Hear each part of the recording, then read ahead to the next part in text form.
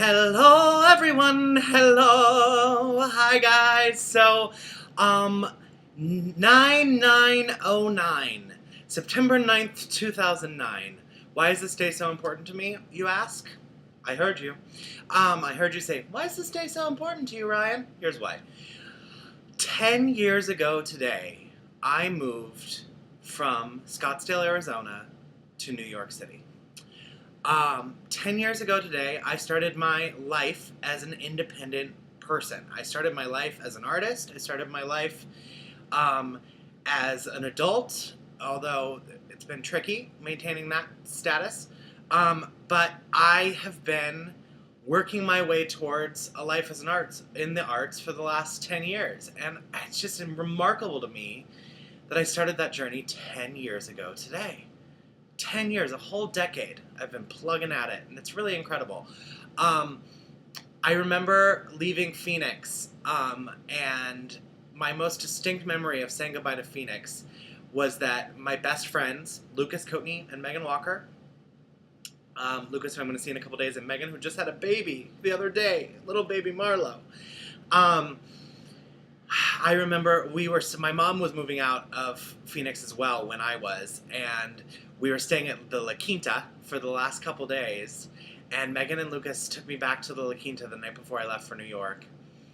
And I just remember the elevator door closing and them in it and me being like, oh my gosh, what am I doing? I'm not only leaving my town, I'm not only leaving my mother, I'm leaving these people who love me and support me, and we've been a unit for so long. And I had no idea what the future was going to have in store. I had no idea that within a year, both of them would be living in my apartment either in New York. But I didn't, it's just incredible. And then I get to New York, September 9th, 9999, and Chris Rock was hosting the Video Music Awards in New York that night, I remember. 9999, the posters were everywhere. So 9999 was Chris Rock at the Video Music Awards. And I get to New York, and my mom and I, before we couldn't move into the hotel yet, my mom came with me to help me, get into my new apartment. We stayed at the DoubleTree in Times Square, I remember. And on the 10th, we went to see Fosse that night, starring Tony Award nominee Valerie Pettiford, who's now a friend of mine, which is so ironic and so weird and such a crazy turn of events. But I remember going back to the hotel that night and just sobbing and sobbing and sobbing and sobbing. And my mom was like, what is wrong with you? What is going on? And I watched that show, and that show's all dancers, right? Like, there's no way I'm ever going to be in a production of Fosse, chances are, okay?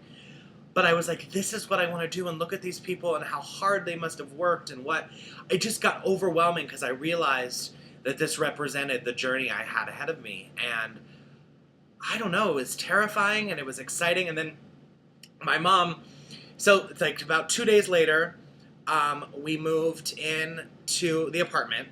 My mom got me settled into the apartment. I went to my first day at Circle in the Square Theater School, and my mom was still there, and then the next day was the day she was leaving. And so I didn't really meet it. I met some people. I met Serena and Ashley that very first day, but I didn't feel like I had friends yet, I knew no one in the city except for my friend Holly, who went to Fordham. She was the only person I knew in New York City, the only one. And I went to school, and then the next day, was the morning before school. My mom, it was time for her to leave, and I had to get ready, and my mom said, okay, I'm leaving. And I was like, yeah, it's going to be great. Like, I was all settled in, I was excited, and my mom was a trooper. I don't know how she did it. God bless her. I really don't know how she let go like that.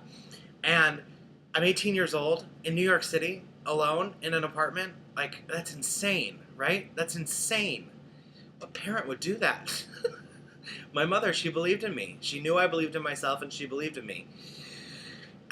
Later, I think she might have regretted it a little, but at the time, I think she thought everything was going to be fine. And she left. She's left out the door, and I was like, gonna be strong. And then I remember opening the door and going, Mom, Mom, Mom! And her stopping at the end of the hall, what? And I said, don't go. And she said, do you want me to stay? And I said, no, go, you've got to go. So she left, and she was like, I'll stay if you want me to stay, but she left. And I was like, no, you've got to go. And then I went and I got ready, I took a shower, and I went to school, and that was the day Serena and Ashley and I really became friends, and we've been friends ever since. And that's really incredible. And So I finished Circle in the Square, and then I stayed in, and that was, bumpy. I was a little young to be there. I didn't have the best attendance in the world. I got some disciplinary trouble, but I learned a ton. Um, and if I could go back, I don't know if I would have gone there. I had a scholarship to Boston Conservatory, and I sometimes wish I had gone there, but I was so anxious to be in New York. But everything happens for a reason, and that's why I was there, and I don't have any regrets. But sometimes I wonder what would have happened if I had gone to Boston Conservatory. So I finished Circle in the Square. It's a 2-year program. I finished, and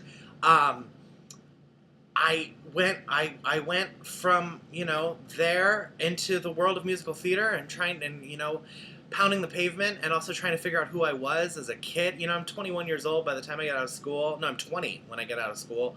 And I'm still figuring out who I am, and 3 years in the city, and some amazing things happened. I got to do a lot of theater, and I got my SAG card working as an extra on A Beautiful Mind with Russell Crowe, directed by Ron Howard, and I got to learn a ton on that. And then I did the movie School of Rock, and things started happening, and I felt like film and TV was what was going to happen, but I wasn't sure. So I came out to LA to visit my friend Mila Kunis, who was, her and I were good friends, and I came to visit, and I stayed with her for 2 weeks, and 2 weeks turned into a month, and a month turned into 2 months, which turned into 3 months, and then in about 6 months, she said, "You've got to get your own apartment." So I couldn't live with her and Mac anymore. So I did. I got my own apartment. I moved in with Jason Powell, who's my old friend from growing up, and I've been out here ever since, and there's been this crazy journey here of film and TV, and things have been amazing, and sometimes things have been really, really hard, but I'm still here, and I'm still trying. And then a little over a year ago, I started this crazy YouTube thing, and that's taken off, and now here I am 10 years later, and what am I doing this weekend? I'm getting in my car, actually right when I finish this, I'm getting in my car, I'm driving to Phoenix, where I'm from, and I'm doing my cabaret show this Sunday in Phoenix at Amsterdam, if you're in Phoenix, 10 p.m. at Amsterdam, Sunday night, 13th.